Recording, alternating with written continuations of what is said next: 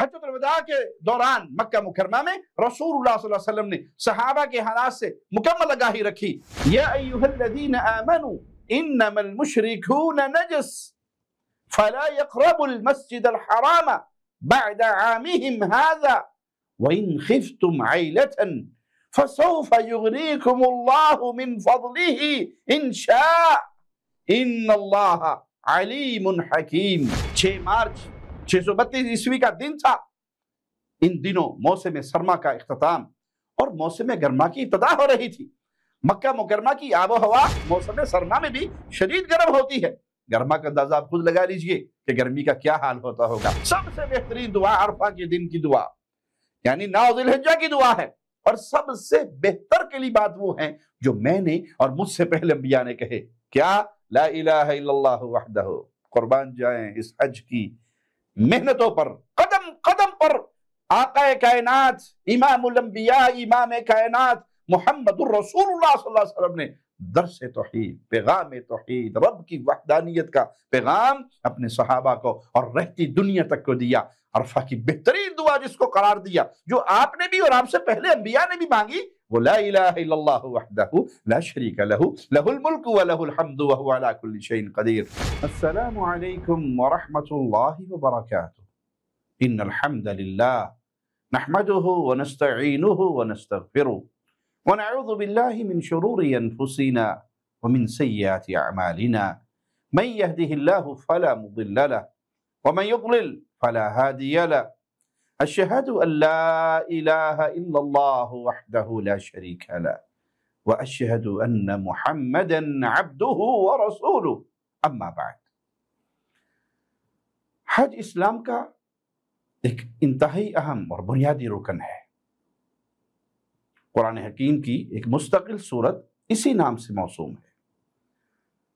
قرآن کریم کی تقریباً 12 آیات میں حج اور شعائر حج کا ذکر آیا ہے، اور یہ امر بھی قابل ذکر ہے کہ رسول اللہ صلی اللہ علیہ وسلم حج کی فرضیت بلکہ ہجرت سے پہلے بھی قریشیوں کے خود ساختہ طریقے کے برعکس عین سنت ابراہیمی کے مطابق حج کیا کرتے تھے۔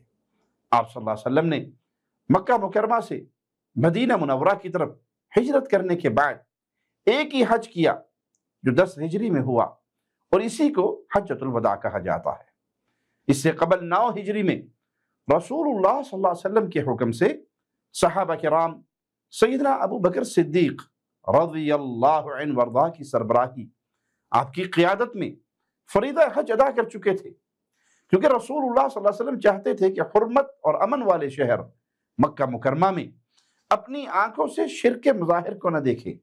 اسی لیے آپ نے 1 سال کے لیے حج کی ادائیگی کو مؤخر کیا، اور اللہ کے حکم سے آپ نے 9 ہجری میں حج کے موقع پر سیدنا علی رضی اللہ عنہ وارضاہ کے ذریعے یہ اعلان کروا دیا کہ آج کے بعد مسجد حرام میں مشرکین کا داخلہ منع ہے۔ مالک کا فرمان سنیے، یا ایھا الذین آمنوا انما المشرکون نجس فلا يقربوا المسجد الحرام بعد عامهم هذا وإن خفتم عيلة فسوف يغنيكم الله من فضله إن شاء إن الله علیم حکیم۔ اے ایمان والو، بلا شبہ مشرک تو ہے ہی پلید، لہذا وہ اپنے اس سال کے بعد مسجد حرام کے قریب نہ آئیں، اور اگر تمہیں تنگ دستی کا خوف ہے تو اگر اللہ چاہے گا تمہیں اپنے فضل سے غنی کر دے گا۔ بے شک اللہ تعالی سب کچھ جاننے والا، خوب حکمت والا ہے۔ حجۃ الوداع در حقیقت نبی کریم صلی اللہ علیہ وسلم کی طرف سے حج اور مناسک حج کی ادائیگی کے حوالے سے امت کی عملی تربیت تھی۔ اسی لیے رسول اللہ صلی اللہ علیہ وسلم نے حج کے دوران یہ اعلان فرمایا تھا، لِتَأْخُذُوا مَنَاسِكَكُمْ فَإِنِّي لَا أَدْرِي لَعَلِّي لَا أَحُجُّ بَعْدَ حَجَّتِي هَذِهِ۔ لوگوں مجھ سے حج کے طریقے سیکھ لو، اچھی طرح سمجھ لو، شاید میں اس حج کے بعد دوبارہ حج نہ کر سکوں۔ اور یہ روایت صحیح مسلم میں حدیث نمبر 1297۔ اس موضوع کی اہمیت کے پیش نظر امام بخاری رحمہ اللہ نے اپنی صحیح بخاری میں باب حجۃ الوداع کے زیر عنوان ایک مستقل باب قائم کیا۔ رسول اللہ صلی اللہ علیہ وسلم نے 10 ہجری میں ماہ ذو الحجہ سے قبل اعلان کرا دیا تھا کہ اس سال آپ حج کے لیے تشریف لے جائیں گے، اور یہ اعلان سن کر رسول اللہ صلی اللہ علیہ وسلم کے ساتھ آپ کی اقتداء میں حج کی سعادت حاصل کرنے کے لیے صحابہ کرام کی بہت بڑی تعداد مدینہ منورہ میں جمع ہو گئی۔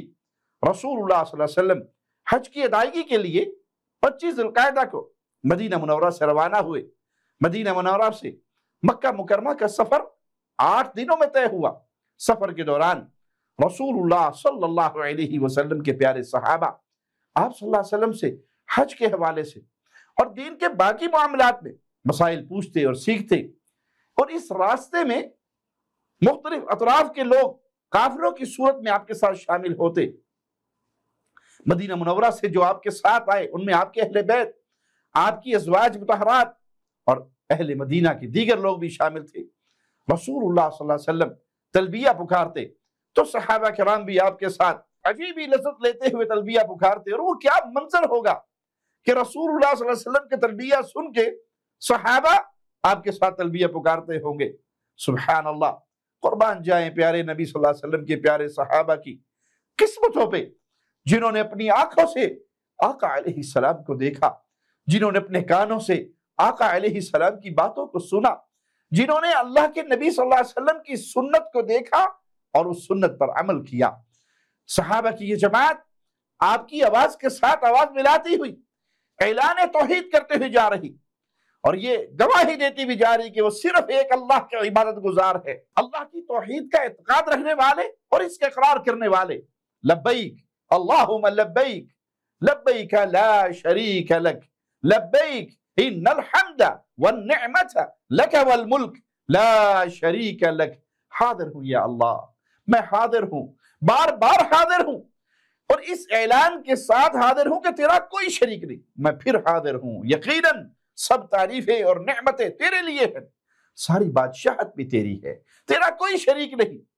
یہ تلبیہ صحابہ کی مبارک زبانوں سے بلند ہو رہا، اعلان توحید کرتے ہوئے، شرک اور اہل شرک سے برات کرتے ہوئے اللہ کے گھر کی طرف روانہ ہو رہے۔ اور امت مسلمہ نے اپنے آغاز سے اس تلبیہ کو سیکھا، بعد والوں کو سکھایا، اور یہ آج تک امت کی زبانوں پر ہے، اور یہ اعلان ہے کہ شرک اور اہل شرک سے ہمارا کوئی رشتہ نہیں، کوئی محبت نہیں، کوئی پیار نہیں۔ دعوت دی جائے گی، ہدیے تحفے تحائف دیے جائیں گے، میل ملاقات کی جائے گی، اس نیت سے کہ یہ دین حنیف میں داخل ہو جائیں، یہ دین توحید میں داخل ہو جائیں، لیکن دل کی محبت اہل شرک کے ساتھ نہیں ہوں گی۔ ان کے شرک اور ان کی غلاستوں سے اعلان برات کرتے ہیں، جو کہ انما المشرکون نجس، مشرک پلید ہے۔ اس تلبیہ میں یہ کھلا اعتراف ہے کہ پوری کائنات اور ساری نعمتیں صرف ایک اللہ وحدہ لا شریک کی طرف سے ہے۔ نبی کریم صلی اللہ علیہ وسلم نے 4 ذی الحجہ کی رات مکہ مکرمہ کے قریب وادی ذی طویٰ میں بسر کی، اور 5 ذی الحجہ کی صبح چاشت کے وقت آپ مسجد حرام میں پہنچے۔ اس وقت آپ یہ کلمات دہرا رہے تھے، اللہم انک انت السلام ومنک السلام فحینا ربنا بالسلام۔ یا اللہ تو سراپا سلامتی ہے، سلامتی تیری طرف سے آتی ہے، اے ہمارے پروردگار ہمیں سلامتی کے ساتھ زندہ رکھنا۔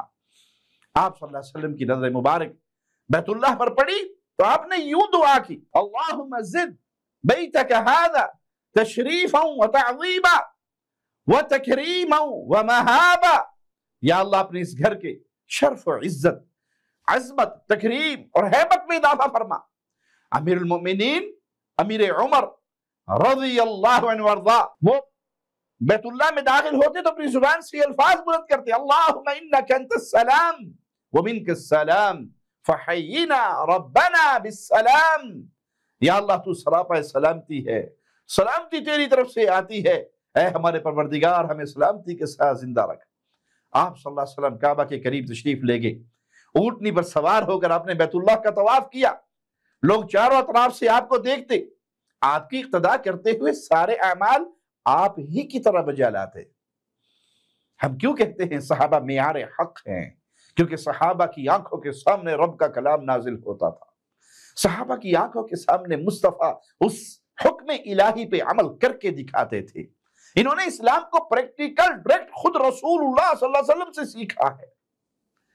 صحابہ جو چیز محسوس کرتے اس کے بارے میں آپ سے سوال کر لیتے، دریافت کرتے، اور دور دور سے صحابہ آئے ہوئے ہیں، نبی صلی اللہ علیہ وسلم کی گرد احاطہ ہے، بڑی توجہ سے آپ کے اعمال دیکھتے ہیں، آپ کے فرامین کو سن رہے ہیں۔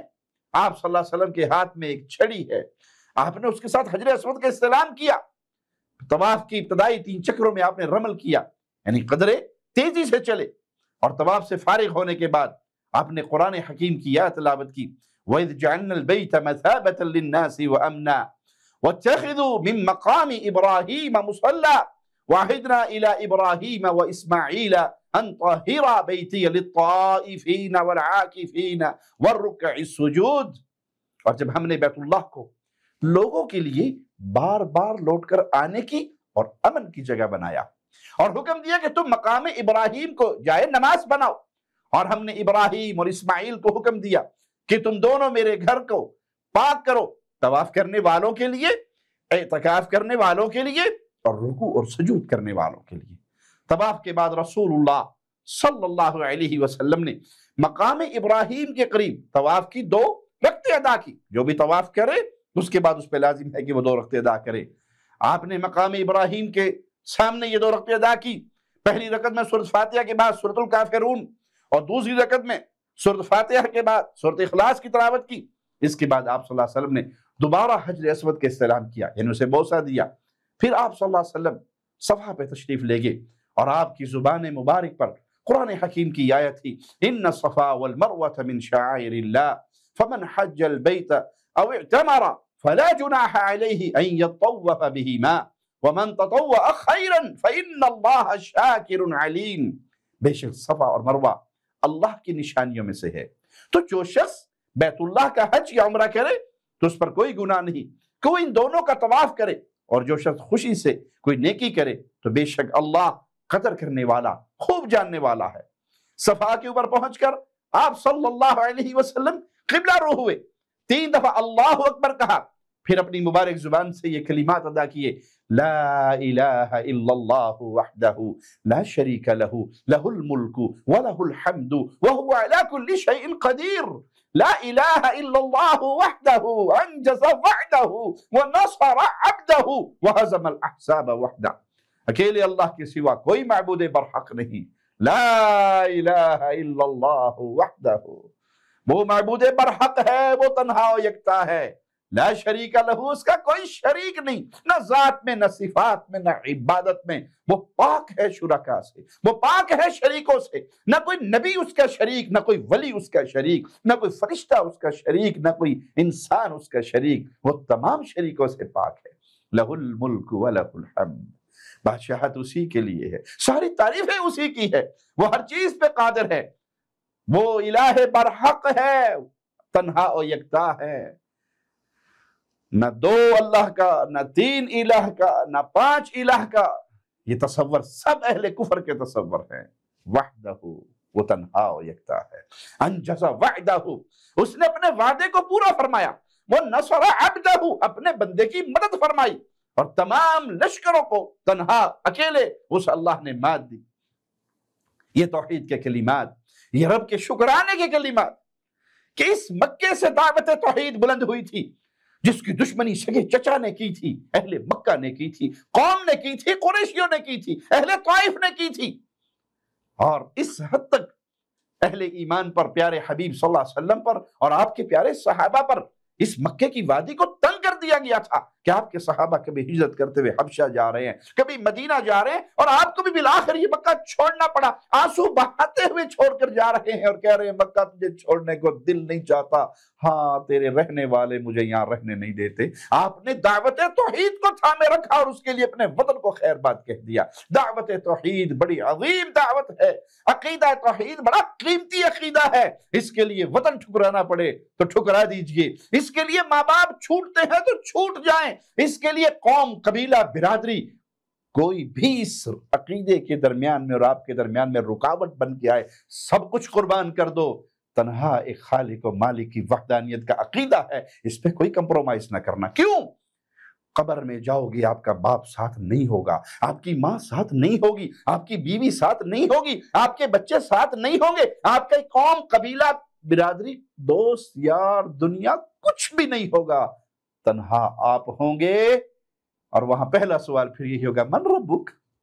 اگر آپ نے اللہ کے لیے ساری دنیا کو چھوڑا اور رب سے بے وفائی نہیں کی، اس عقیدے کو تھامے رکھا، زبان سے کہو گے ربی اللہ، پوچھنے والا فرشتہ پوچھے گا من نبیک، آواز لگاؤ گے نبی محمد صلی اللہ علیہ وسلم، وہ پوچھے گا ما دینک، آپ آواز لگاؤ گے دینی الاسلام، اور وہ کہے گا سو جا جیسے پہلی رات کی دلہن سوتی ہے، حکم ہوگا جنت کی کھڑکی کھول دو، جنت کے لباس پہنا دو، جنت کے بسترے بچھا دو، جنت کی خوشبوئیں آئیں گی، ہوائیں آئیں گی، اور کہا جائے گا سو جا جیسے پہلی رات کی دلہن سوتی ہے، اس توحید کے عقیدے کی بنیاد پہ۔ اور اگر آپ نے ساری دنیا کو راضی کیا اور اس عقیدہ توحید پہ کمپرومائز کر لیا کہ نہیں، اس جلسے میں، اس جلوس میں، اس سٹیج پہ ہم نے نعرہ حیدری کو برداشت کرنا ہے، نعرہ رسالت کو برداشت کرنا ہے، الصلاۃ والسلام علیک یا نورا من نور اللہ کے شرکی آوازیں کو برداشت کرنا ہے، ہماری سیاسی پارٹی ہے، جمہوریت کا سیزن ہے، الیکشن کا دور ہے، ہمارا متحدہ مجلس عمل کا اتحاد ہے، یا ہمارا فلاں پارٹی سے اتحاد ہے، یہاں شرک بھی برداشت ہوگا، کفر بھی برداشت ہوگا، بدعات بھی برداشت ہوگی، تاکہ ہمارا یہ اتحاد نہ ٹوٹے۔ آپ نے توحید کا پر کمپرومائز کیا، اس عقیدے کو آپ نے اپنی پس پشت ڈال دیا، تو یاد رکھیے قبر میں سوال ہوگا من ربک، اور آپ دنیا کو راضی کرنے کے لیے رب کو ناراض کر چکے تھے اپنی زندگی میں، تو آپ یہ توحید کے ترانے کیسے گاؤ گے؟ اس کے بعد رسول اللہ صلی اللہ علیہ وسلم مروہ کی طرف تشریف لے گئے، اور اس طرح آپ نے صحیح مکمل کی، صفا سے چلے مروہ ایک چکر، مروہ سے چلے صفا دوسرا چکر، اور اس طرح آپ نے 7 چکر پورے کیے۔ اس دوران آپ صلی اللہ علیہ وسلم خود بھی اور اپنے صحابہ کو بھی یہ بات یاد دلاتے رہے کہ نصرت صرف اللہ کی طرف سے آتی، یہ اللہ کی نصرت ہے۔ اس مکے سے ہجرت کر کے اے صحابہ کی جماعت تم نکلے تھے، تمہارے رسول کو بھی نکالا گیا تھا، اللہ کی مدد ہوئی، آج تم بھی اور تمہارے رسول بھی دوبارہ اس مکے کے اندر موجود ہیں، اور اہل شرک کے بیج کو ختم کر دیا گیا ہے، اس شرک کی کانٹے دار جھاڑی کو کاٹ دیا گیا ہے، یہ صرف اللہ کی مدد ہے۔ انجز وعدہ ونصر عبدہ وہزم الاحزاب وحدہ، اللہ نے مدد کی اپنے بندے کی، محمد صلی اللہ علیہ وسلم کی، اس دعوت توحید کی، اللہ نے اپنا وعدہ پورا کر دکھایا۔ اللہ اپنے بندوں کی مدد ضرور کرتا ہے، وقت لگ سکتا ہے، ٹائم لگ سکتا ہے، کبھی بھی اپنے رب سے مایوس نہ ہو، مصیبتیں آئیں گی، صبر کیجئے، لیکن اس توحید کے علم کو بلند رکھیے، اللہ شرک کا خاتمہ کرے گا، توحید کو غالب کرے گا۔ آپ کی زندگی میں نہیں ہوا کوئی بات نہیں، آنے والی نسلیں دیکھیں گی، آپ حق پر قائم رہے اور اسی حق پر آپ کی موت ہوگی تو انشاءاللہ آپ مصطفیٰ علیہ السلام کے راستے پہ گئے۔ اللہ نے جو وعدہ کیا ہے اپنے بندوں کی مدد کا، ان کو عزت اور غلبہ دینے کا، وہ اللہ پورا فرماتا ہے۔ رسول اللہ صلی اللہ علیہ وسلم نے مکہ مکرمہ میں 4 دن گزارے، اس دوران میں آپ صلی اللہ علیہ وسلم کا قیام وادی ابطح میں رہا۔ اس سے قبل اللہ کے نبی صلی اللہ علیہ وسلم نے علی بن ابی طالب رضی اللہ عنہ کو یمن کی طرف بھیجا ہوا تھا، اس دوران وہ بھی مکہ تشریف لے آئے اور اپنی اہلیہ سیدہ کائنات دختر رسول فاطمہ الزہرا سلام اللہ علیہا سے عاملے، جو مدینہ طیبہ سے اللہ کے پیارے حبیب علیہ الصلوۃ والسلام کے ساتھ آئی تھی۔ 8 ذی الحجہ بروز جمعرات چاش کے وقت رسول اللہ صلی اللہ علیہ وسلم نے حجاج کرام کے ساتھ منی کا رخ کیا، اور وہاں لوگوں کو ظہر، عصر، مغرب، عشاء یہ نمازیں پڑھاتے ہیں، سیدنا بلال اذان دیتے ہیں۔ پیارے نبی صلی اللہ علیہ وسلم جب وضو کرتے، آپ کے وضو کا بچا ہوا پانی بطور تبرک صحابہ حاصل کرتے، اپنے چہروں پہ مل لیتے۔ بعض روایت میں آتا ہے کسی صحابی کو اگر پانی کے قطرات نہ ملتے تو اپنے بھائی کے گیلے ہاتھ پر ہی ہاتھ لگا کے اپنے چہرے پہ مل لیتا، لیکن یاد رکھیے یہ خاصہ تھا صرف محمد الرسول اللہ صلی اللہ علیہ وسلم کا، یہ آپ کے بعد یہ شان کسی کو نہیں ملی۔ کسی نے سیدنا ابوبکر صدیق کے وضو کا پانی تبرکاً اپنے چہرے پہ نہیں ملا، کسی نے امیر عمر کا پانی تبرکاً اپنے چہرے پہ نہیں ملا، کسی نے سیدنا عثمان سے پانی نہیں لیا، سیدنا علی کا پانی استعمال نہیں ہوا، نہ سیدنا حسن حسین کا ہوا، نہ اہل بیت کا، نہ صحابہ کا، یہ خاصہ تھا صرف مصطفیٰ علیہ السلام کا۔ اور آج تو امت شخصیت پرستی میں ایسے ڈوب گئی کہ اپنے پیروں فقیروں کے جھوٹا پانی تو بہت چھوٹی بات ہے، اب تو ان کے کھانے کے جو ٹیشو ہوتے ہیں ہاتھ صاف کیے ہوئے گندے، وہ بھی پیک کر کے ٹیلی ویژن کے پروگراموں کے اندر گفٹ دیے جاتے ہیں۔ مولوی صاحب کی بال وہ بھی پوئے مبارک بنا کر پیروں کے بانٹے جاتے ہیں۔ انا للہ و انا الیہ راجعون۔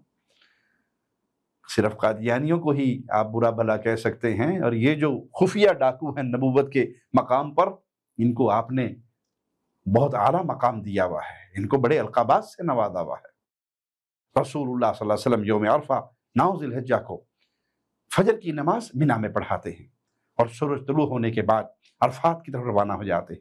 آپ نے حکم دیا کہ آپ کے لیے عرفات سے متصل وادی نمیرہ میں خیمہ لگایا جائے۔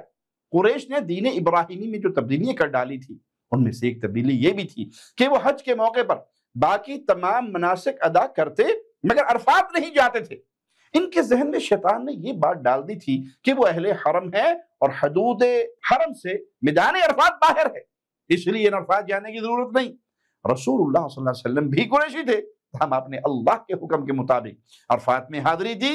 مولا کا فرمان سنیے، ثم افیضوا من حیث افاض الناس واستغفروا اللہ ان اللہ غفور الرحیم۔ پھر جہاں سے سب لوگ لوٹے وہیں سے تم بھی لوٹو اور اللہ سے بخشش مانگو، بے شک اللہ بہت بخشنے والا نہایت رحم کرنے والا ہے۔ رسول اللہ صلی اللہ علیہ وسلم کے لیے وادی نمیرہ میں خیمہ نصب کیا گیا تھا، اور یوم عرفہ 9 ذی الحجہ 6 مارچ 632 عیسوی کا دن تھا۔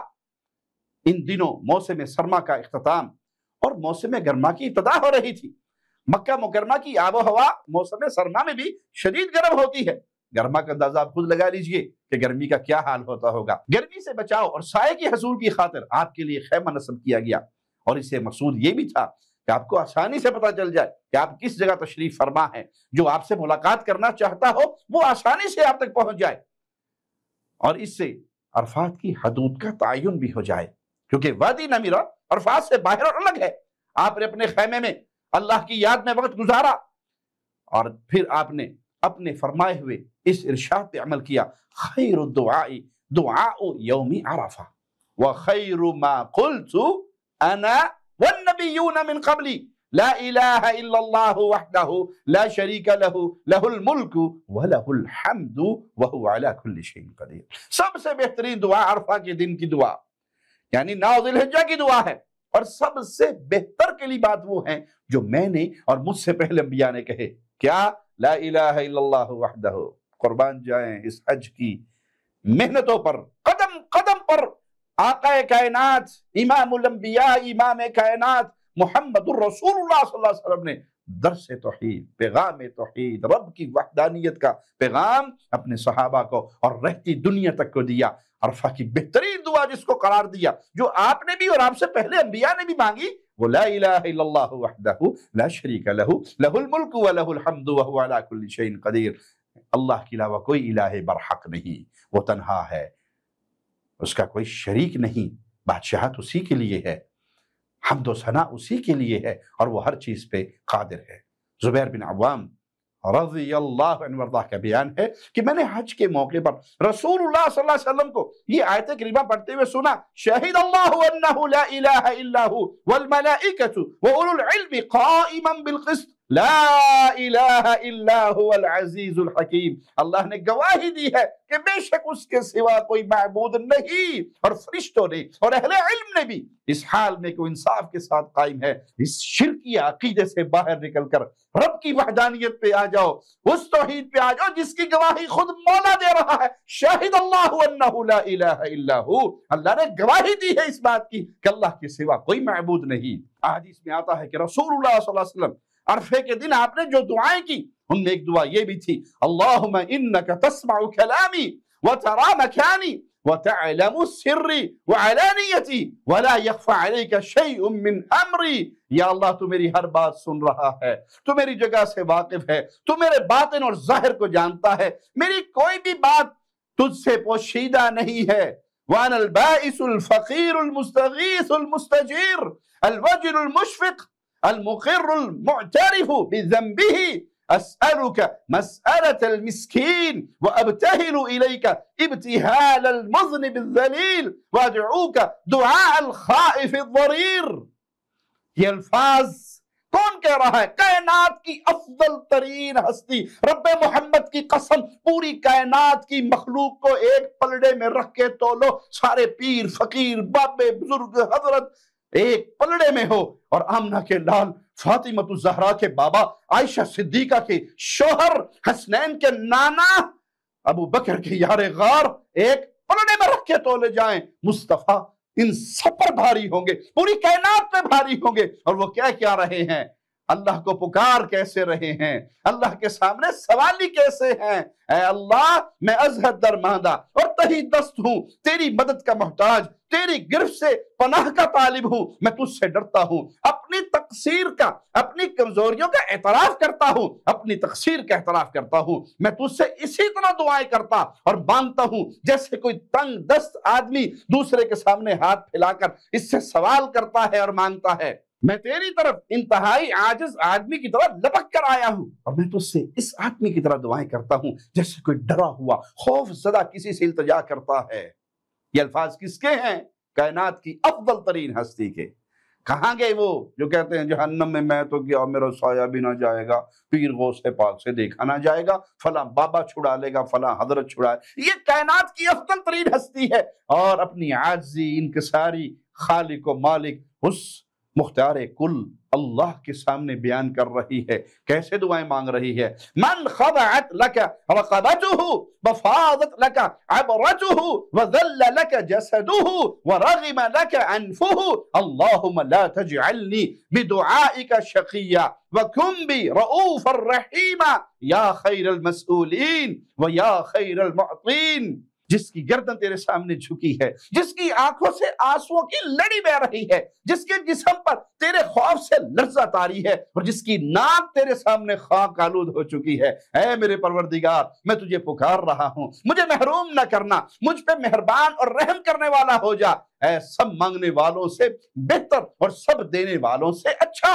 لوگ دنیا کسی سے مانگتی ہے، کوئی کسی سے مانگتا ہے، لیکن تو سب سے افضل ہے جس سے مانگا جائے۔ لوگ دیتے ہیں دینے والوں کو، لیکن تو سب سے افضل ہے دینے والوں میں، باقی سب محتاج ہیں۔ کوئی دے گا تو اس کے خزانے میں کمی ہوگی، مولا کے خزانے میں کوئی کمی نہیں، وہ سب سے بہتر عطا کرنے والا، اور سب سے بہتر ہے جس کو پکارا جائے، جس سے مانگا جائے۔ یہ دعا تھی رسول اللہ صلی اللہ علیہ وسلم کی، یہ پکار تھی میرے آقا علیہ السلام کی، اور یہ پکار مجھے اور آپ کو درس دے رہی ہے کہ جب پکارو صرف ایک اللہ کو، وہی مشکل کشا ہے، وہی حاجت روا ہے، وہی بگڑی بنانے والا ہے، وہی اولاد دینے والا ہے، وہی رزق دینے والا ہے، وہی شفا دینے والا ہے، وہی عزت دینے والا ہے، وہی مقدموں سے نکالنے والا ہے، وہی کشتیوں کو بھنور میں پھنسی ہوئی کو پار لگانے والا ہے، وہی ہے جو چاہے کر گزرے، اس سے کوئی پوچھ نہیں سکتا تو نے یہ کیوں کیا، وہ جس کو چاہے پکڑ کے پوچھ لے تو نے یہ کیوں کیا۔ وہ اللہ ہے، وہ خالق ہے، وہ مالک ہے، وہ رازق ہے، وہ معبود برحق ہے۔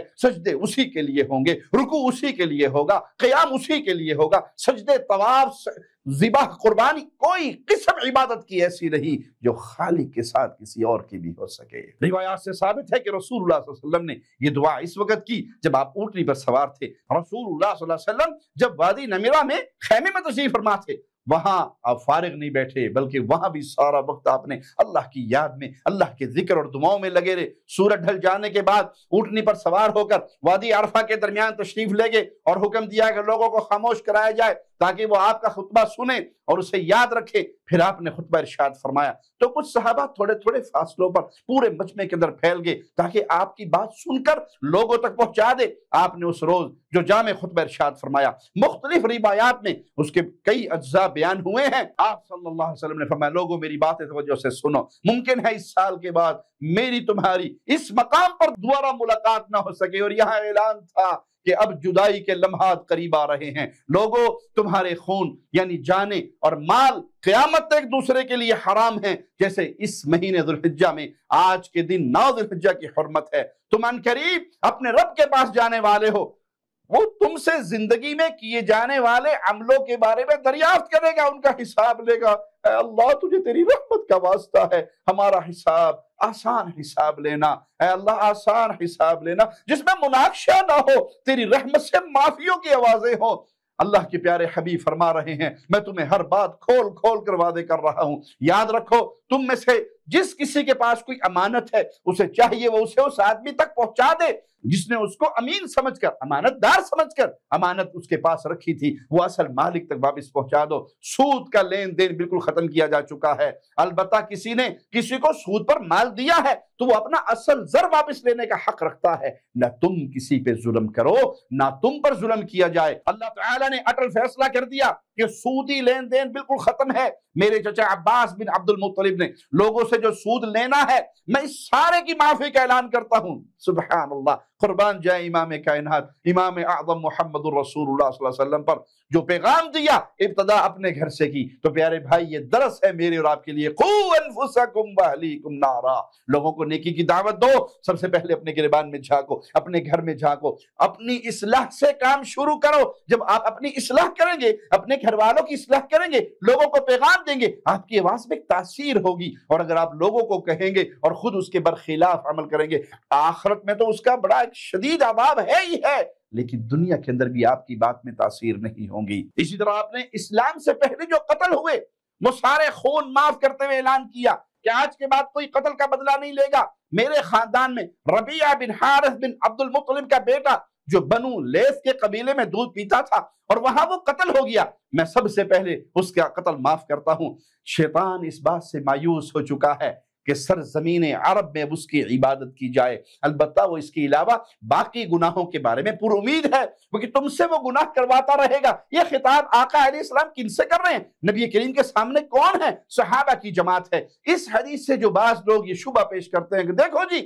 معاملہ ختم ہو گیا، رسول اللہ صلی اللہ علیہ وسلم نے گارنٹی دے دی کہ اب شیطان مایوس ہو گیا، تم سے وہ دوبارہ اس سرزمین عرب پہ اپنی پوجا نہیں کروا سکتا۔ بھائی یہ صحابہ سے خطاب تھا، وگرنہ آپ صلی اللہ علیہ وسلم کی ہی حدیث ہے، اس وقت تک قیامت قائم نہیں ہوگی جب تک دوست قبیلے کا بت، ان کی عورتیں دوبارہ اس کے طواف کریں گی، اور وہ طواف کرتے ہوئے ان کے جسم ہلیں گے اور وہ طواف کریں گی۔ قیامت قائم ہونے سے پہلے اس بت کی پوجا ہوگی، یعنی امت میں شرک آئے گا، امت شرک کرے گی، امت کا ایک گروہ شرک کرے گا۔ توحید والے توحید پہ باقی رہتے ہوئے ان کو منع کرتے رہیں گے، لیکن یہ شرک لوٹے گا، اس امت کے کچھ گروہ وہ شرک کریں گے۔ اور آج آپ کو قدم قدم پہ دیسوں کے اندر گھوم کے دیکھ لیجئے، قدم قدم پہ پوجے جانے والے ڈھیریے، قبریں، مزار، یہ سب آپ کو ملیں گے۔ کہیں کوئی بابا دفن ہے، کہیں پیر کی اونٹنی دفن ہے، کہیں پیر کی بلی دفن ہے، کہیں پیر کا گھوڑا دفن ہے، کہیں پیر کا گدھا دفن ہے، کہیں مرغے شاہ ہے، کہیں سگریٹوں والی سرکار ہے، کہیں پیپسی والی سرکار ہے، کہیں کوئی ہے اور کہیں کوئی ہے۔ یہ ڈھیریے بنی ہوئی ہے جن کو اللہ کے علاوہ پوجا جا رہا ہے۔ یہ شرک نہیں ہے، یہ شیطان ان سے شرک نہیں کروا رہا تو اور کیا کروا رہا ہے؟ آپ نے فرمایا تم اپنے جن اعمال کو معمولی اور حقیر سمجھتے ہو وہ انہی پر راضی ہے، تم دین کے معاملے میں اس شیطان سے بچ کر رہو۔ لوگوں، سال کے مہینوں کو اپنی مرضی سے آگے پیچھے کرنا ایک کافروں کی حرکت ہے، جس سے یہ کافر لوگ مزید گمراہی پیدا کرتے تھے۔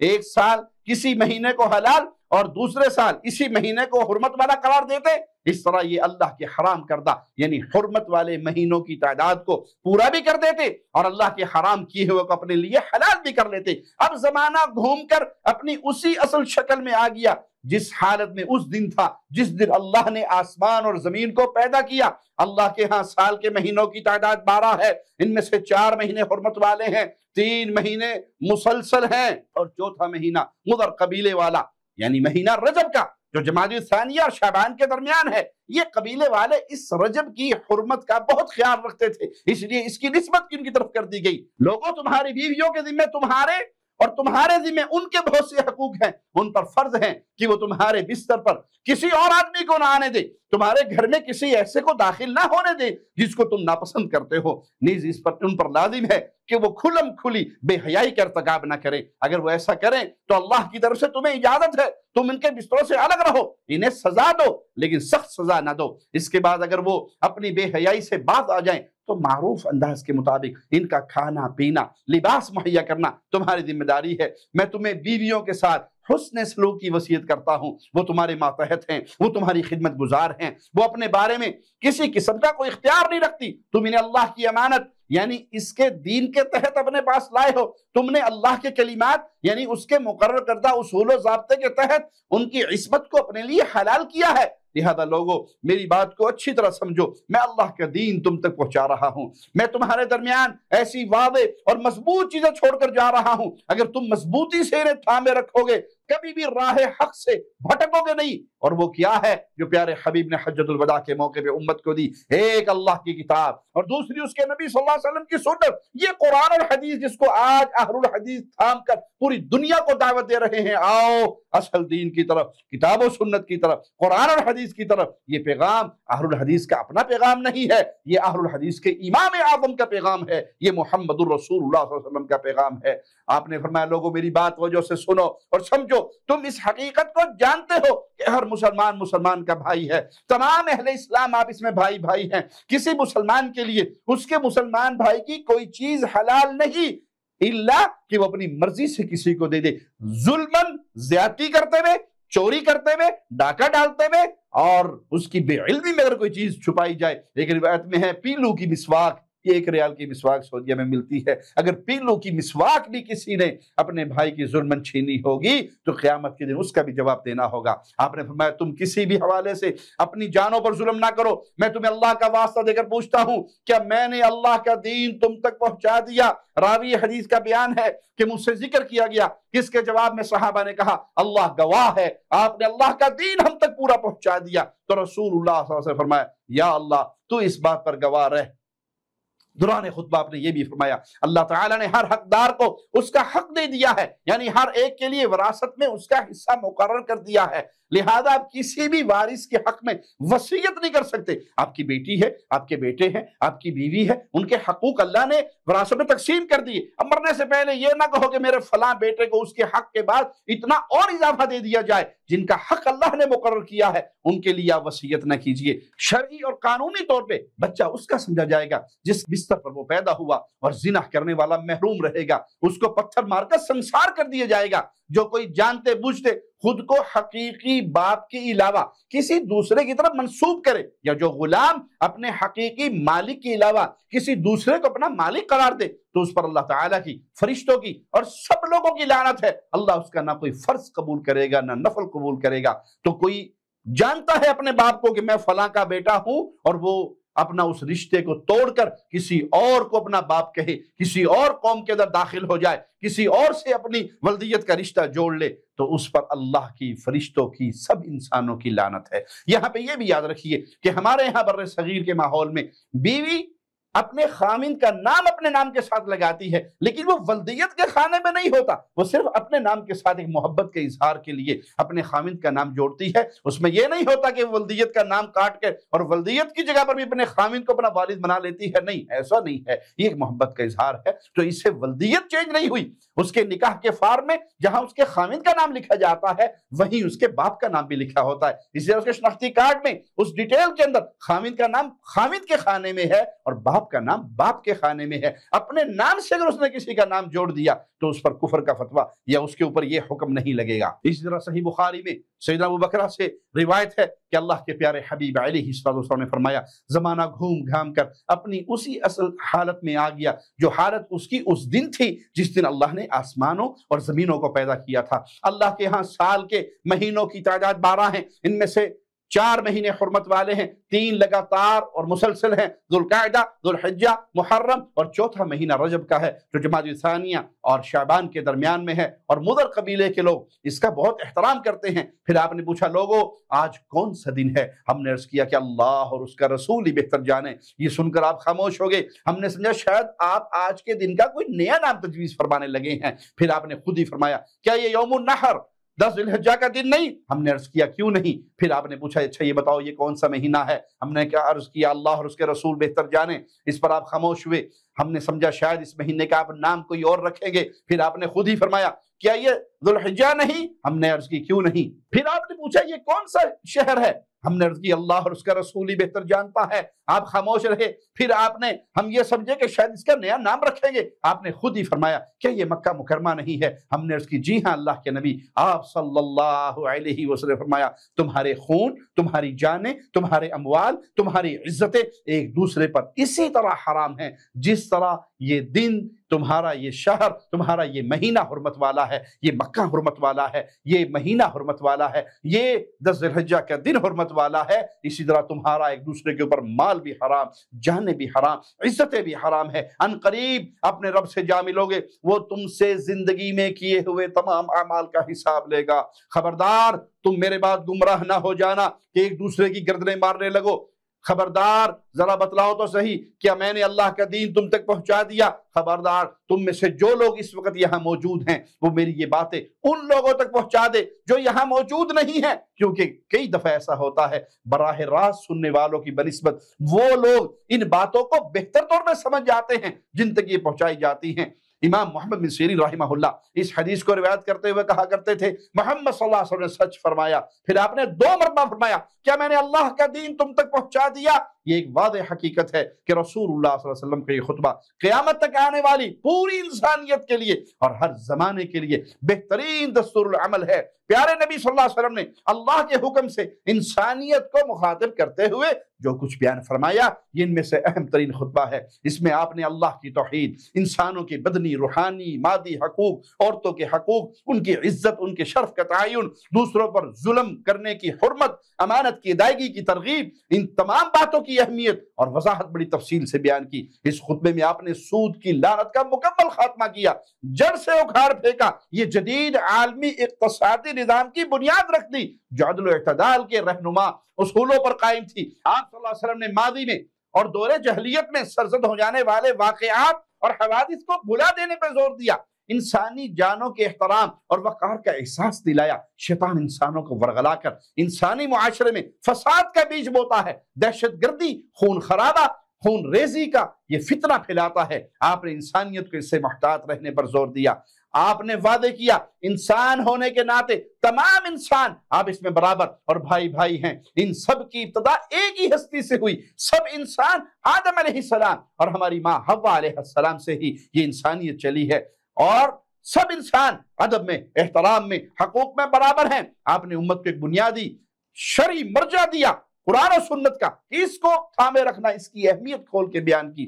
پیارے نبی صلی اللہ علیہ وسلم نے رہنمائی کی قیامت تک آنے والے انسانوں کے لیے، اگر فلاح چاہتے ہو، اگر ضمانت لینی ہے فلاح کی، تو پھر شریعت کو تھامے رکھنا، شریعت کے اصولوں پہ قائم رہنا، معاشرے کو شرعی اصولوں کے مطابق چلانا، جو ضابطے، جو قانون خالق نے مرتب کیے ہیں ان کو لاگو کرو گے، یہ انسانی معاشرہ امن کا گہوارہ بن جائے گا۔ اللہ کے حکموں کو پس پش ڈال کر اپنے تراشے اور گھڑے ہوئے قانونوں کو لاگو کرو گے، پھر فتنے اور فساد کے دروازے کھلیں گے۔ اس خطبے سے یہ بھی واضح ہوتا ہے، آپ نے خطبے کے بعد لوگوں کو اس بات پر گواہ بنایا، ان سے گواہی لی کہ واقعی میں نے اللہ کی امانت اے لوگوں تم تک پہنچا کر اپنی ذمہ داری کا حق ادا کر دیا۔ یہی وجہ ہے آپ صلی اللہ علیہ وسلم نے گواہی کے الفاظ سنے جب صحابہ نے گواہی دی کہ اے اللہ کے نبی آپ نے امانت پہنچا دی، آپ نے حق ادا کر دیا اللہ کی شد پہنچانے کا، تو آپ نے اپنی مبارک انگلی کو آسمان کی طرف اٹھاتے ہوئے کہا اللہم فاشہد، اللہم فاشہد، اے اللہ تو گواہ ہو جا، تیری دی ہوئی امانت کو میں نے اس امانت کو ان لوگوں تک پہنچا دیا، اور یہ امانت لینے کے بعد گواہی دے رہے ہیں کہ آپ نے امانت پہنچا دی۔ یہاں ایک اور درس دے رہے ہیں پیارے حبیب صلی اللہ علیہ وسلم، آسمان کی طرف انگلی اٹھا رہے ہیں، اے اللہ تو گواہ ہو جا۔ تو معنی یہ کہ رحمان ہر جگہ پہ نہیں ہے، وہ عرش پہ ہے، 7 آسمانوں کے اوپر میرے مولا کا عرش ہے، اور وہ عرش پہ مستوی ہے جیسے اس کی شان کو لائق ہے۔ لیس کمثلہ شیء، اس کی کوئی مثال نہیں۔ ہم کیفیت مولا کی بیان نہیں کر سکتے، ہم یہ کہیں گے رحمان اپنے عرش پہ ہے جیسے اس کی شان کو لائق ہے۔ رحمان کا عرش پہ ہونا ہمیں معلوم ہے، ایمان لانا واجب ہے، اس پہ سوال کرنا، کریدنا بدعت ہے۔ کیفیت مجہول ہے، اللہ کے حوالے ہے، جیسے اس کی شان کو لائق ہے ویسے ہے۔ آپ نے بڑی تاکید کے ساتھ فرمایا کہ سارا میدان عرفہ ہے، پوری وادی مزدلفہ وقوف کی جگہ ہے، جہاں بھی وقوف کر لیا جائے وہ درست ہوگا۔ اسی طرح آپ نے مینا میں جب قربانی کی، آپ نے وضاحت کے ساتھ کہا میں نے یہاں قربانی کی، یاد رکھو پورا مینا جہاں بھی تم قربانی کرو گے یہ پورا مینا قربان گاہ ہے۔ میدان عرفات میں آپ خطبہ دینے سے فارغ ہوئے، پھر آپ پر یہ آیت نازل ہوئی حرمت علیکم المیتۃ والدم ولحم الخنزیر وما اہل لغیر اللہ بہ والمنخنقۃ والموقوذۃ والمتردیۃ والنطیحۃ وما اکل السبع الا ما ذکیتم، تمہارے لیے حرام کر دیے گئے ہیں مردار جانور، خون، سور کا گوشت، اور وہ جانور جس پر اللہ کے سوا کسی اور کا نام پکارا جائے، اور گلا گھٹنے سے مر جانے والے، چوٹ لگ کر مرنے والے، اوپر سے گر کر مر جانے والے، کسی کا سینگ لگنے سے مرنے والا، اور وہ جانور بھی جسے درندے کھا جائیں سوائے اس کے جسے تم نے ذبح کر لو۔ وما ذبح علی النصب وان تستقسموا بالازلام ذالکم فسق، اور وہ جانور بھی جو آستانوں پر ذبح کیا جائے، معنی کیا کہ جو آستانوں پہ، قبروں پہ، درگاہوں پہ، مورتیوں پہ، مندروں پہ، بتوں پہ ذبح کیے جائیں گے، غیر اللہ کے لیے ذبح کیے جائیں گے، وہ بھی حرام ہے۔ لعن اللہ من ذبح لغیر اللہ، جس نے اللہ کے علاوہ کسی اور کے لیے جانور ذبح کیا اس پہ اللہ کی لعنت برستی ہے۔ اور یہ کہ تم فال کے تیروں سے قسمت معلوم کرو، یہ سب گناہ کے کام ہیں۔ اليوم يئس الذين كفروا من دينكم فلا تخشوهم واخشوني اليوم اكملت لكم دينكم واتممت عليكم نعمتي ورضيت لكم الاسلام دينا فمن اضطر في مخمصة غیر متجانف لاسم فإن اللہ غفور رحیم۔ آج وہ لوگ نا امید ہوگے جنہوں نے تمہارے دین کا انکار کیا، لہذا تم ان سے نہ ڈرو اور مجھ سے ہی ڈرو۔ آج میں نے تمہارے لیے تمہارا دین مکمل کر دیا اور تم پر اپنی نعمت پوری کر دی، تمہارے لیے اسلام کو دین کے طور پہ پسند کیا۔ پھر جو شخص بھوک سے بے بس ہو جائے جبکہ وہ گناہ پر مائل ہونے والا نہ ہو تو یقیناً اللہ بہت بخشنے والا اور رحم کرنے والا۔ امیر المؤمنین امیر عمر نے یہ آیت سنی، زاروں قطار رونے لگے۔ رسول اللہ صلی اللہ علیہ وسلم دریافت کیا، عمر کیوں روتے ہو؟ عرض کیا، اللہ کے رسول صلی اللہ علیہ وسلم، اب تک ہمارے لیے دین میں اضافہ ہوتا رہا، اب جبکہ یہ مکمل ہو چکا ہے تو کوئی بھی چیز جب اپنے کمال کو پہنچتی ہے تو اس میں کمی آنا شروع ہو جاتی ہے، گویا اب دین میں آہستہ آہستہ کمی آتی جائے گی۔ رسول اللہ صلی اللہ علیہ وسلم نے فرمایا، ہاں تمہاری یہ بات درست ہے۔ اس آیت کے ایک مفہوم یہ بھی تھا کہ یہ آیت رسول اللہ صلی اللہ علیہ وسلم سے اس دنیا سے تشریف لے جانے کی اطلاع بھی دے رہی ہے، جس اعلیٰ خدمت کے لیے اللہ مالک نے آپ کو مبعوث کیا تھا، اس کے پورے ہو جانے کا مطلب کیا ہے کہ آپ کو اس دنیا سے جانا ہے۔ اس آیت کے نزول سے یہ عیاں ہو گیا کہ دین کی تکمیل و تبلیغ اور امت کی خیر خواہی کی جو گواہی لوگوں نے دی اللہ نے بھی اسے سن لیا۔ اس آیت سے یہ بھی واضح ہوتا ہے کہ محمد صلی اللہ علیہ وسلم کی طرف سے اپنے فریضے کی تکمیل، احکام رسالت کی ادائیگی کے ساتھ ساتھ اللہ کا یہ دین مکمل ہوا، اس کی نعمت تمام ہو چکی۔ اب اس امت کو الوداع کہنے والے ہیں آپ، اور آپ اس دنیا کو چھوڑنے والے ہیں، آپ کے رخصت ہونے کا وقت قریب آ چکا ہے۔ اس موقع پر صحابہ کی وہ بات بھی سچ ثابت ہوتی ہے کہ ابھی نبی صلی اللہ علیہ وسلم ہمارے درمیان موجود تھے اور ہم حجۃ الوداع کی باتیں کیا کرتے تھے۔ اس وقت ہمیں معلوم نہیں تھا کہ اس حجۃ الوداع کا مفہوم کیا ہے، اس کا تو ہمیں آپ صلی اللہ علیہ وسلم کے اس دنیا سے چلے جانے کے بعد معلوم ہوا کہ اس سے مراد کیا تھا کہ وہ اللہ کے پیارے حبیب کی سے اب وداع ہونے کا وقت قریب آ چکا ہے۔ یہ بھی حقیقت ہے کہ رسول اللہ صلی اللہ علیہ وسلم نے اس خطبے کے علاوہ بھی مینا میں، مکہ مکرمہ میں یوم النحر کو اور مختلف مناسبتوں سے مختلف خطبات ارشاد فرمائے۔ اہل علم اور محدثین نے آپ کے ان خطبات کے مختلف اجزاء کو اپنی کتابوں میں ذکر کیا۔ ان میں سے آپ کا ایک خطبہ وہ بھی ہے جسے امام بخاری رحمہ اللہ نے ابن عمر کی روایت سے ذکر کیا کہ رسول اللہ صلی اللہ علیہ وسلم نے اللہ کی حمد و ثنا کے بعد بڑی تفصیل اور وضاحت سے مسیح دجال کا ذکر کیا اور فرمایا، اللہ تعالیٰ کے ہر نبی نے اپنی امت کو دجال کے فتنے سے آگاہ کیا، حتیٰ کہ نوح علیہ السلام اور اس کے بعد آنے والے تمام انبیاء نے اپنی اپنی امتوں کو اس سے ڈرایا۔ اس کا ظہور تم میں ہی ہوگا جس کا حال تم پر پوشیدہ نہیں رہے گا، لہذا تم پر یہ بات پوشیدہ نہ رہے کہ تمہارا رب اس حیت اور صورت پہ نہیں ہے جو تم پر مخفی رہے۔ بلا شبہ تمہارا رب یک چشم نہیں، جبکہ دجال ایک دہنی آنکھ سے کانا ہے، گویا اس کی آنکھ پچکی ہوئی انگور کی مانند ہے۔ تو جو لوگ یہ ایک گمراہی کا تصور پھیلاتے ہیں کہ نہیں دجال سے مراد ایک سسٹم ہے، ایک نظام ہے، کوئی ظالم کہتا ہے کہ نعوذ باللہ ثم نعوذ باللہ، آپ کو وہم ہو گیا تھا، ایسی کوئی بات نہیں ہے، دنیا نے اتنی ترقی کر لی ہے، اتنے سیٹلائٹ آ چکے ہیں اور ابھی تک دجال کی کوئی تصویر نہیں آئی، کوئی پتہ نہیں لگا، تو یہ سب باتیں ہیں اور یہ ثابت نہ بھی ہو تو اسلام پر کوئی اثر نہیں پڑتا۔ یہ سب عقل پرست ہیں جن کا رسول اللہ صلی اللہ علیہ وسلم کی سنت سے کوئی تعلق نہیں۔ یہاں رسول اللہ صلی اللہ علیہ وسلم نے وضاحت کی کہ دجال اپنی دائیں آنکھ سے کانا ہے اور تمہارا رب ایسی صورت میں نہیں کہ تم اس کو پہچان نہ سکو۔ اس دجال کی آنکھ گویا پچکے ہوئے انگور کی طرح ہے۔ 9 ذی الحجہ کو عرفہ کے دن خطبے کے بعد سیدنا بلال نے اذان اور اس کے بعد اقامت کہی۔ رسول اللہ صلی اللہ علیہ وسلم نے صحابہ کو ظہر کی 2 رکعتیں پڑھائی، اس کے بعد سیدنا بلال نے دوبارہ اقامت کہی، پھر آپ نے عصر 2 رکعتیں پڑھائی، یعنی آپ نے ظہر اور عصر میدان عرفات میں اکٹھی کی۔ پھر آپ صلی اللہ علیہ وسلم اونٹنی پر سوار ہوئے، جبل رحمت کے قریب نیچے وادی میں جو پتھر پڑے تھے وہاں جا کر آپ نے اپنی اونٹنی کو کھڑا کر دیا، قبلہ رخ ہو گئے اور دعائیں کی، اللہ کے ساتھ مناجات میں مصروف ہو گئے۔ یہ عرفے کا میدان بڑا ہی پیارا میدان ہے، یہاں دعائیں کی جاتی ہیں، یہاں اللہ سے مانگا جاتا ہے، یہاں اللہ کے سامنے رویا جاتا ہے، یہاں اللہ کے سامنے اپنی حاجات پیش کی جاتی ہیں، اور اللہ اپنی رحمت سے اپنے فضل سے میدان عرفات میں آنے والے حاجیوں میں اتنے لوگوں کو جنت دیتا ہے، اتنے لوگوں کو جہنم سے آزاد کرتا ہے کہ پھر کسی سال کے کسی دن کو یہ فضیلت نصیب نہیں۔ اس دن شیطان اپنے سر پہ مٹی ڈالتا ہے اور ہوا خارج کرتا ہوا روتا ہوا ذلیل ہوتا ہوا دوڑتا ہے کہ میں نے تو اتنی عمر ان کے ساتھ گزار کر ان کو یوں گمراہ کیا، اور آج کے دن یہ معافیاں پالے۔ غروب آفتاب کے وقت آپ نے اسامہ بن زید کو سواری پر اپنے پیچھے سوار کر لیا اور آپ عرفات سے روانہ ہوئے۔ آپ اللہ مالک کے اس فرمان کو دہراتے جاتے تھے، ثم افیضوا من حیث افاض الناس واستغفروا اللہ ان اللہ غفور الرحیم۔ پھر جہاں سے سب لوگ لوٹے وہیں سے تم بھی لوٹو اور اللہ سے بخشش مانگو، بے شک اللہ بخشنے والا نہایت رحم کرنے والا ہے۔ عرفات سے مزدلفہ کو جاتے ہوئے رسول اللہ صلی اللہ علیہ وسلم لوگوں سے فرماتے جاتے تھے، ایھا الناس السکینہ السکینہ، لوگوں سکون سے چلو، لوگوں سکون سے چلو۔ عرفات سے مزدلفہ جاتے ہوئے رسول اللہ صلی اللہ علیہ وسلم سارے راستے میں تلبیہ پکارتے گئے۔ جب آپ مزدلفہ میں پہنچے تو سیدنا بلال نے اذان کہی، پھر آپ نے مغرب اور عشاء کی نمازیں جمع اور قصر کر کے پڑھی۔ میدان عرفات میں سورج غروب ہو چکا ہے لیکن مغرب نہیں پڑھی جائے گی، کیوں؟ امام اعظم نے، امام الانبیاء نے، محمد الرسول اللہ صلی اللہ علیہ وسلم نے نہیں پڑھی۔ میرے پیارے بھائی، نبی کی سنت دین ہے، نبی کی اتباع دین ہے۔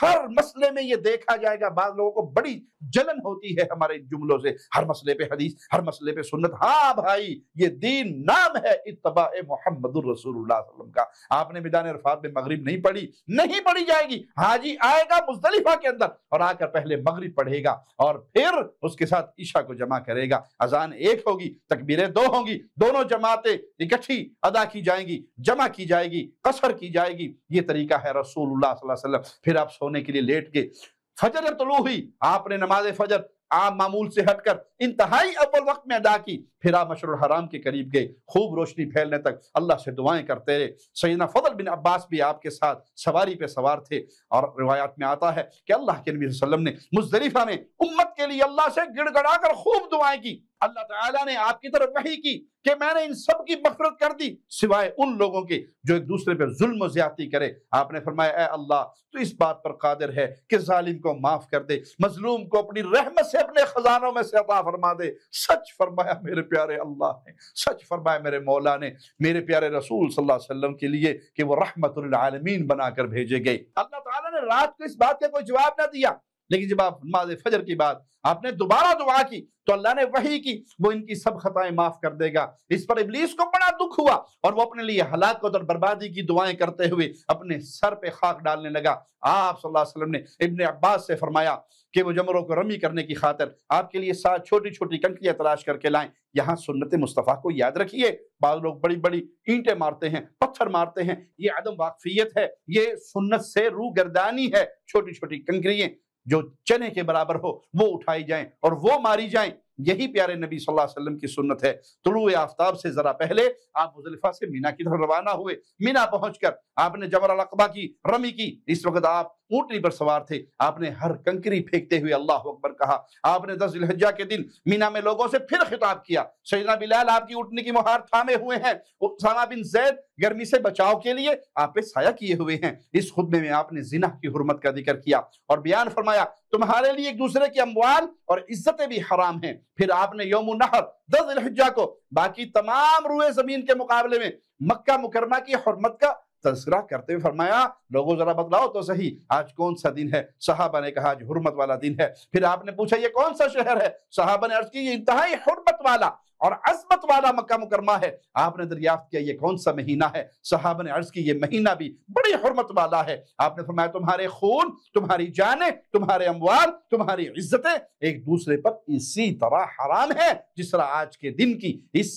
مہینے کی، اس شہر کی حرمت ہے۔ آپ نے اس بات کو کئی بار دہرایا۔ تھوڑی تھوڑی باتوں پہ قتل کرنے والوں، تھوڑی تھوڑی باتوں پہ جنگیں کرنے والوں، تھوڑی تھوڑی باتوں پہ خون بہانے والوں، کہیں پانی کا وارا ہے اور اس پہ لڑائی ہوگی اور پورے پورے خاندان ذبح کر دیے گئے، کہیں کسی چھوٹی سی بات پہ لڑائی ہوئی اور خون بہا دیا گیا۔ یہ خون آپ پہ حرام ہے، اپنے بھائی کی عزت آپ پہ حرام ہے، اپنے بھائی کا مال کسی بھی ذریعے سے اس کو ناحق کھانا آپ پر حرام ہے۔ آپ نے اس بات کو کئی بار دہرایا۔ پھر آپ نے آسمان کی طرف سر اٹھا کر فرمایا یا اللہ، کیا میں نے ان لوگوں تک تیرا دین اور امانت پہنچا دی؟ لوگوں تم میں سے جو لوگ یہاں موجود ہیں وہ یہ ساری باتیں ان لوگوں تک پہنچا دیں جو آج یہاں موجود نہیں ہیں۔ لوگوں میرے بات کافر نہ بن جانا کہ ایک دوسرے کی گردنیں مارنے لگو، اور یہاں مراد کفر دونہ کفر ہے، وہ نہیں ہے جس سے امت سے خارج ہو جائے۔ آپ اس میں قتل کرنا یہ کبیرہ گناہ ہے، اور اسی کی طرف یہاں اشارہ ہے۔ پھر آپ نے یہ بھی فرمایا مجھ سے حج کے اعمال اور مناسک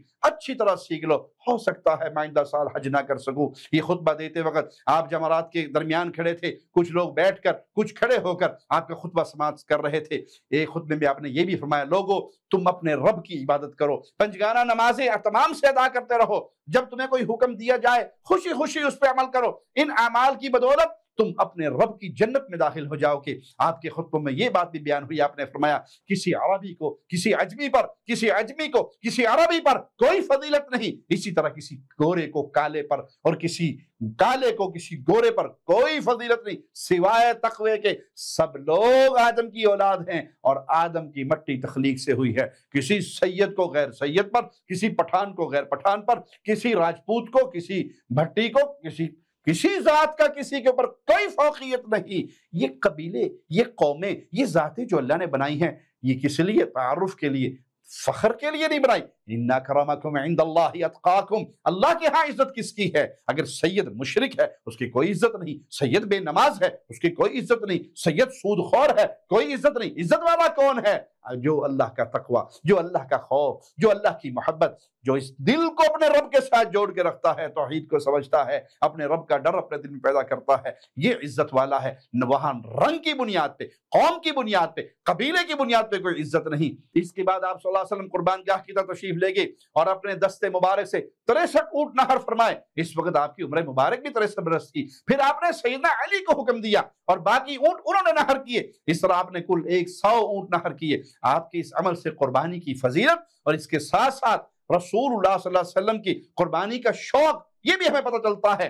آپ اگر اس سے کم تعداد میں اونٹ نہر کرتے تب بھی کافی تھا، لیکن آپ نے زیادہ سے زیادہ ثواب حاصل کرنے کے لیے زیادہ قربانیاں کی۔ اس عمل کو فضول خرچی نہیں کہا جا سکتا، کیونکہ اللہ کی اطاعت اور قربت کا، اس کو پانے کا ایک ذریعہ ہے۔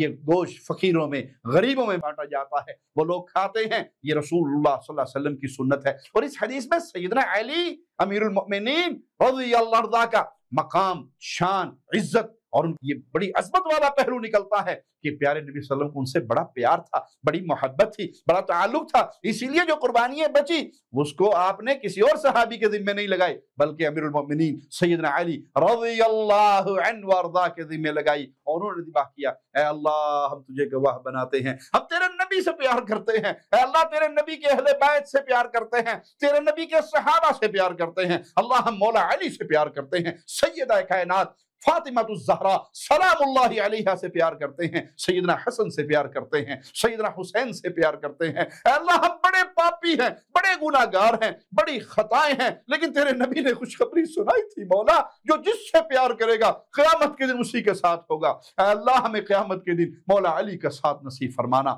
سیدنا حسن حسین کا ساتھ نصیب فرمانا، فاطمہ الزہرا سلام اللہ علیہا اہل بیت کا ساتھ نصیب فرمانا، ابو بکر عمر عثمان صحابہ کرام کا ساتھ نصیب فرمانا۔ اے اللہ اس محبت کو قبول فرما کے، اے اللہ اس پیار کو قبول فرما کے ہمیں ان کا پڑوسی جنت میں بنا دینا۔ اے اللہ جب تک तक जिंदा रखना, कुव्वत देना, ताकत देना, तौफीक देना, कबूल देना। हम तेरे प्यारे नबी की इज्जत, तेरे प्यारे नबी के अहले बैत की इज्जत, तेरे प्यारे नबी के सहाबा की इज्जत में पहरा देते रहें और इनके दुश्मनों के मुंह बंद करते रहें, और इन सहाबा के खिलाफ, अहले बैत के खिलाफ जो जुबानें दराज होती हैं, ऐ अल्लाह उनके सामने शीशा पिलाई हुई दीवार बन के खड़े रहें। अल्लाह यही अमल कबूल करके हमें जहन्नम के अज़ाब से बचाकर बगैर हिसाब के, बगैर अज़ाब के, बगैर साबका इक़ाब के अपने फजल से जन्नत में आला मकाम देना। आप सल्लल्लाहु अलैहि वसल्लम ने जितने ऊंट कुर्बान किए, हर ऊंट के गोश्त का अपने एक टुकड़ा लेकर सारा गोश्त जमा किया, फिर उसको पकाया गया, फिर आपने हस्बे ख्वाहिश कुछ उसमें से तनावल फरमाया, उसका शोरबा भी नोश फरमाया। आपने बाकी सारा गोश्त और चमड़ों को मुस्तहिकीन में तकसीम कर दिया और फरमाया कि कसाब को इसमें से गोश्त बतौर उजरत न दिया जाए। सही बुखारी हदीस नंबर 1716। आपने कसाई बुलाया है, उसको उसकी मेहनत के पैसे दे, लेकिन कुर्बानी का गोश्त उजरत के तौर पर नहीं दीजिएगा। हाँ, वो कसाई गरीब है, फकीर है, कुर्बानी नहीं कर सका, उसको गोश्त दीजिए, वो उजरत में नहीं काटा जाएगा, वो उसकी मदद कीजिए, उसे भी खिलाइए। फिर आप सल्लल्लाहु अलैहि वसल्लम ने सर मुंडवाया, आपके सर के बाद सैयदना मुहम्मद बिन अब्दुल्लाह ने मूंडे, उन्होंने आपके सर के दाहिनी जानब को बालों को काटना शुरू किया, इसके बाद बाईं जानब के बाल काटे, और प्यारे नबी सल्लल्लाहु अलैहि वसल्लम ने आधे बाल सईदा उम्मे सुलैम के शौहर अबू तलहा को दे दिए, बाकी आधे बाल दोबारा उन्हें देकर फरमाया इन्हें बतौर तबर्रुक लोगों में तकसीम कर दो। सहाबा किराम रसूलुल्लाह सल्लल्लाहु अलैहि वसल्लम के बालों, आपके पसीने, आपकी खुशबू से तबर्रुक लिया करते थे। अबू तलहा ने एक एक, दो दो, तीन तीन करके वो सारे सहाबा में बांट दिए। सही मुस्लिम हदीस नंबर 1305, सही बुखारी हदीस नंबर 171। और याद रखिए, ये शान मेरे आका की थी, ये मकाम मेरे आका का था, ये इज्जत अल्लाह ने मेरे आका को दी थी सल्लल्लाहु अलैहि वसल्लम,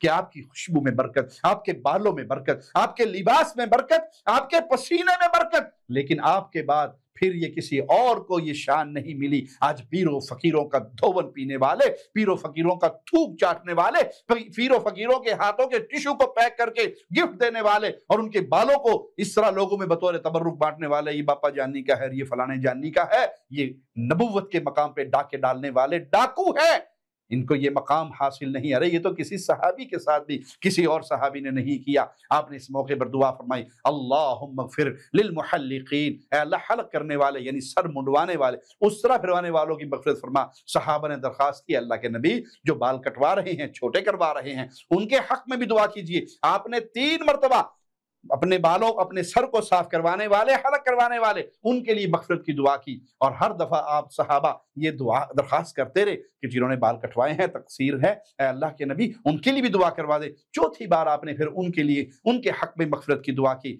इस तरह उम्मुल मोमिनीन सैयदा आयशा रज़ियल्लाहु तआला अन्हा ने आपको खुशबू लगाई, वह ये खुशबू मदीने से साथ लेकर आई थी। सहाबा किराम आपकी खिदमत में हाजिर होकर पेश आमदा इश्कालात बयान करके उनका हल दरियाफ्त करते। किसी ने पहले सर मुंडवा लिया, किसी ने पहले कुर्बानी कर ली, किसी ने, ये तरतीब सहाबा से टूटी, तो आपने क्या फरमाया, इफ़अल वला हरज, कोई हरज नहीं, अब बाकी काम पूरे कर लो। सही बुखारी के अंदर ये रिवायत मौजूद है। इसके बाद आप सल्लल्लाहु अलैहि वसल्लम ने मक्का मुकरमा जाकर तवाफ़ इफ़ादा किया। आपने सैयदना अब्बास के हौज़ से पानी नोश फरमाया, फिर जमजम की तरफ जाकर वहां से जमजम नोश फरमाया। आपका जी चाहता था कि बनु अब्दुल मुत्तलिब के साथ मिलकर इस जमजम के कुएं से पानी खींचकर लोगों को पिलाएं। फिर आपको ख्याल आया कि अगर ऐसा किया तो लोग भी इस सआदत को हासिल करने की खातिर बनु अब्दुल मुत्तलिब पे गालिब आ जाएंगे। इसलिए आपने फरमाया, ए बनु अब्दुल मुत्तलिब, तुम जमजम निकाल निकाल कर लोगों को पिलाते रहो। अगर मुझे लोगों के तुम पर गालिब आ जाने का अंदेशा ना होता तो मैं भी तुम्हारे साथ मिलकर जमजम से पानी निकालता और लोगों को पिलाता। इसके बाद आप मक्का मुकरमा से वापस मिना तशरीफ ले आए। अय्याम तशरीक की रातें आपने मिना में गुजारी और इन दिनों में हर रोज जवाल के बाद आपने तीनों जमरात पर रमी की और हर जमरे पर 7-7 कंकरियां मारते। हर कंकरी मारते वक्त आप अल्लाहु अकबर कहते। आपने सहाबा को इजाजत दे दी कि वो अय्याम तशरीक में मक्का जाकर बैतुल्लाह का तवाफ कर सकते हैं। और ये याम तशरीक 11, 12 और 13 दिलहज्जा के अय्याम को कहा जाता है। आप जोहर और असर की, इसी तरह मगरिब और इशा की नमाजें जमा करके अदा फरमाते। जोहर के वक्त पे जोहर पढ़ी जाती, साथ असर जमा की जाती। मगरिब के वक्त पे मगरिब पढ़ी जाती और साथ इशा जमा की जाती। लोगों को मुनासिब हज की तालीम आप देते रहे, इनके सवालात के जवाबात उन्हें देते रहे। आप सहाबा को बार बार ये बावर कराते रहे कि अल्लाह ताला की तरफ से आपको आगाह कर दिया गया है कि अब आप सहाबा की जमात को छोड़ने वाले हैं, इस दुनिया को छोड़ने वाले हैं। मुहाजिरीन, अंसार, दीगर कबाइल के आए हुए हुज्जाज पूरे मिना में फैले हुए हैं اور آپ صلی اللہ علیہ وسلم لوگوں سے فرماتے ہیں مینا مناخ من سبق، جو آدمی مینا میں دوسروں سے پہلے جہاں آ کر ٹھہر جائے وہی جگہ اس کی جگہ ہے۔ حج کے دوران آپ صلی اللہ علیہ وسلم نے جانوروں چراگاہوں میں کام کرنے والے کمزوروں اور عورتوں کو ان کی مجبوری کے پیش نظر دوسروں کی نسبت زیادہ رعایت اور شرعی رخصت عطا کی۔ آپ صلی اللہ علیہ وسلم نے ایام تشریق کے دوسرے دن یعنی 12 ذی الحجہ کو بھی صحابہ سے خطاب فرمایا، اس دن کو یوم رؤوس کہا جاتا ہے، یعنی سروں کا دن۔ حجاج کرام اس دن جانوروں کی سریاں انہیں بنا سوا کر پکاتے اور کھاتے، اس لیے یہ دن ان کے نام کی طرف منسوب ہو گیا۔ 12 ذی الحجہ کے خطبے میں کچھ امور تو وہ تھے جو آپ 9 ذی الحجہ کو بیان کر چکے تھے اور 10 ذی الحجہ کو بیان کر چکے تھے۔ اس دن آپ نے خطبے میں یہ بھی فرمایا، الا لا تظلموا الا لا تظلموا الا لا تظلموا لا يحل مال امرئ مسلم الا بطيب نفس منه، خبردار کسی پہ ظلم نہ کرنا، خبردار کسی پہ ظلم نہ کرنا، خبردار کسی پہ ظلم نہ کرنا۔ کسی بھی مسلمان کے لیے دوسرے کا مال اس کی رضامندی کے بغیر حلال نہیں۔ آپ نے تجارت کے لیے امانت لی ہے، آپ نے ویسے کسی کی امانت آپ کے پاس رکھی ہوئی ہے اور آپ آخر میں کہتے ہیں میں کھا چکا ہوں، میں لگا چکا ہوں، کیا جواب دو گے؟ موت کا کوئی پتہ نہیں کس وقت آ جائے۔ آپ نے اس عظیم موقع پر منع کیا کسی پہ ظلم نہ کرنا، نہ ظلمن کسی کا مال کھانا، نہ کسی کی عزت پہ حملہ آور ہونا، نہ کسی کی غیبت، نہ کسی کی چغلی، کسی پہ ظلم نہ کرنا۔ اگر کوئی مسلمان اپنی خوشی سے آپ کو کچھ کھلاتا ہے تو اس کے مال میں سے کھا لیجئے، ظلمن کسی کا مال نہ کھائیے۔ اس حج کے موقع میں سورۃ النصر یہاں پر نازل ہوئی، اس لیے اس حج کو حجۃ الوداع کہا جاتا ہے۔ اعمال حج سے فراغت کے بعد آپ نے مینا سے روانہ ہو کر مکہ کی وادی ابطح میں نزول فرمایا۔ مکہ سے واپسی پر یہاں سے روانگی میں آپ کے لیے زیادہ آسانی اور سہولت تھی۔ سیدنا اسامہ بن زید نے نبی کریم صلی اللہ علیہ وسلم سے دریافت کیا تھا، اللہ کے رسول کل آپ کس مقام پر قیام فرمائیں گے؟ آپ نے فرمایا کہ عقیل نے ہمارے لیے کوئی گھر چھوڑا ہے، پھر فرمایا انشاءاللہ کل خیف بنی کنانہ وہاں پر اس وادی میں ہم قیام کریں گے جہاں قریش نے کفر کے کام پر قسمیں کھائی تھی۔ اس سے اگلے دن رسول اللہ صلی اللہ علیہ وسلم نے فجر کی نماز صحابہ کے ساتھ کعبے کے قریب ادا فرمائی اور نماز میں سورۃ طور کی مکمل تلاوت کی۔ اس کے بعد آپ نے بیت اللہ کا طواف کیا، حجر اسود اور کعبے کے دروازے کے درمیان جو جگہ ہے جسے ملتزم کہا جاتا ہے وہاں کھڑے ہو کر آپ نے خوب دعائیں کی، سنت ہے وہاں پر دعا کرنا اور وہ قبولیت کا موقع ہے۔ آپ نے لوگوں کو طواف وداع کے حوالے سے ہدایت فرمائی، حاجی کے اوپر لازم ہے کہ جب وہ حج کے اعمال سے فارغ ہو اور مکہ چھوڑنے لگے تو وہ طواف وداع کرے، لا ينفرن احد حتى يكون آخر عہدہ بالبیت، کوئی بھی آدمی ہرگز روانہ نہ ہو یہاں تک کہ اس کی آخری حاضری بیت اللہ کا طواف وداع ہو۔ صحیح مسلم حدیث نمبر 1327۔ عمرے کے اندر نہیں ہے لیکن حج کے اندر یہ واجب ہے، اور کوئی واجب چھوڑے تو اس پہ دم لازم ہو جاتا ہے۔ پورے سفر کے دوران رسول اللہ صلی اللہ علیہ وسلم نے اپنے اصحاب اور امہات المومنین کی ضرورتوں کا مکمل دھیان رکھا۔ ام المؤمنین عائشہ صدیقہ سلام اللہ علیہا نے واپسی کی رات کو عمرہ کرنے کی خواہش کا اظہار کیا تو آپ نے ان کے بھائی عبد الرحمن بن ابی بکر کو بلوایا اور ان سے فرمایا تم اپنی ہمشیرہ کے ساتھ حدود حرم سے باہر تنعیم جاؤ تاکہ یہ وہاں سے عمرے کا احرام باندھ لے اور انہیں عمرہ کروا لاؤ، میں یہیں پر تمہارا انتظار کروں گا۔ ام المومنین کا بیان ہے ہم گئے، میں نے احرام باندھا، پھر بیت اللہ کا طواف اور صفا مروہ کے درمیان سعی کی اور ہم رات ہی کو واپس آ گئے۔ اللہ کے رسول صلی اللہ علیہ وسلم اسی مقام پر تشریف فرما تھے۔ آپ نے دریافت فرمایا کیا تم عمرہ کر آئی؟ میں نے کہا جی ہاں۔ تب آپ نے صحابہ کو وہاں سے روانہ کرنے کا حکم فرمایا۔ قربان جائیں پیارے نبی صلی اللہ علیہ وسلم کی اس پیارے طرز عمل پر، اپنی بیوی کے عمرے کی خواہش کے لیے پورے قافلے کو آپ روکے ہوئے ہیں، آپ خود بھی وہاں پہ انتظار کر رہے ہیں، زوجہ محترمہ جا رہی ہیں، عمرہ کر کے آ رہی ہیں، تو پیارے بھائی یہ درس ہے میرے لیے بھی اور آپ کے لیے بھی، اپنی بیویوں کا خیال رکھیں، ان کی خواہشات کا احترام کریں، شرعی حدود کے اندر رہ کر وہ آپ سے کوئی ڈیمانڈ کرتی ہیں آپ اسے پوری کر سکتے ہیں تو اللہ کا نام لیجئے، مصطفیٰ علیہ الصلوۃ والسلام کی سیرت کے مبارک پہلوؤں کو اپنے سامنے رکھیں۔ پیارے نبی صلی اللہ علیہ وسلم مکہ کے نشیبی حصے میں سے گزر کر مکہ سے باہر آئے، پھر مدینہ کی طرف روانہ ہوئے۔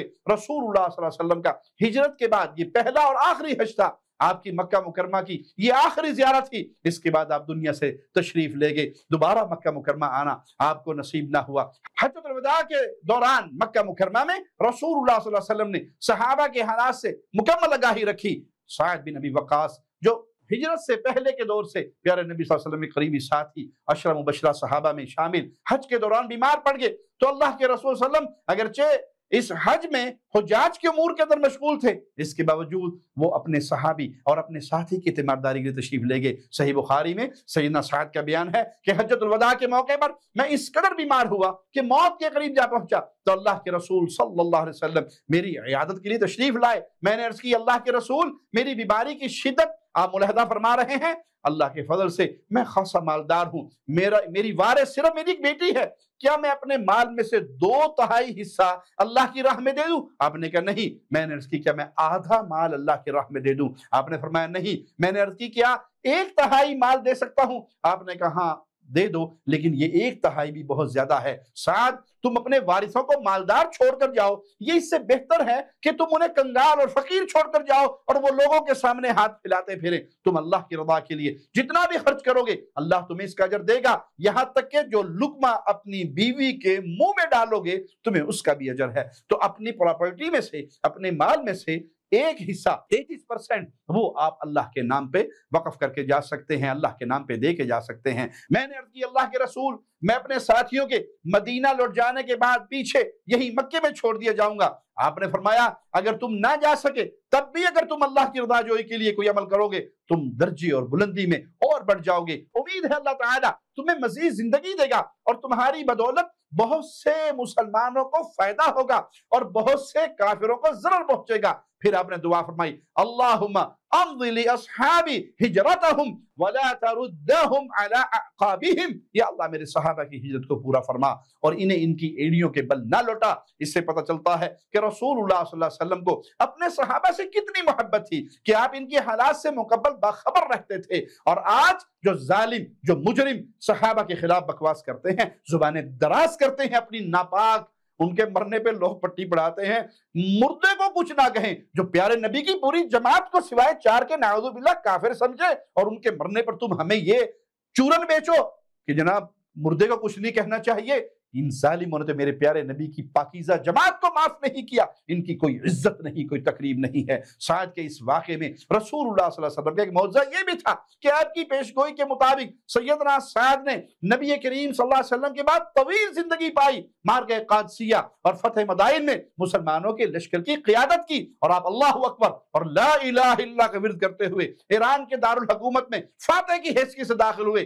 شدت جذبات کی بنا پر آپ بلند آواز سے کلمہ شہادت پڑھے جاتے تھے، اشہد ان لا الہ الا اللہ وان محمد رسول اللہ۔ اس طرح آپ صلی اللہ علیہ وسلم کے بارے میں رسول اللہ صلی اللہ علیہ وسلم کی یہ بشر بھی پوری ہوئی، وَلَعَلَّكَ تُخَلَّفُ حَتَّى يَنْتَفِعَ بِكَ أَقْوَامٌ وَيُضَرَّ بِكَ آخَرُونَ۔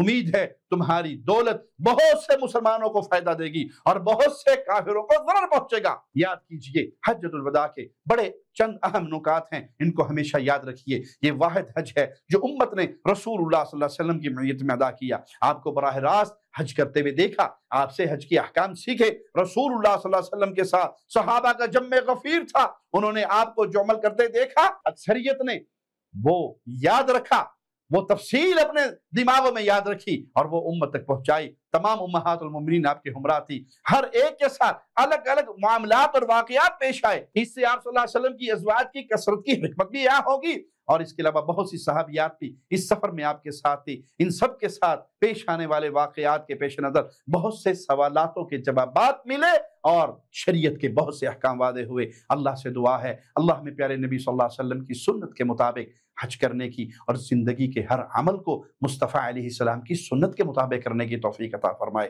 اقول قولی ھذا واستغفر اللہ لی ولکم ولسائر المسلمین۔ ہر لمحہ قرآن اور سنت کا ترجمان، فضیلت الشیخ توصیف الرحمان۔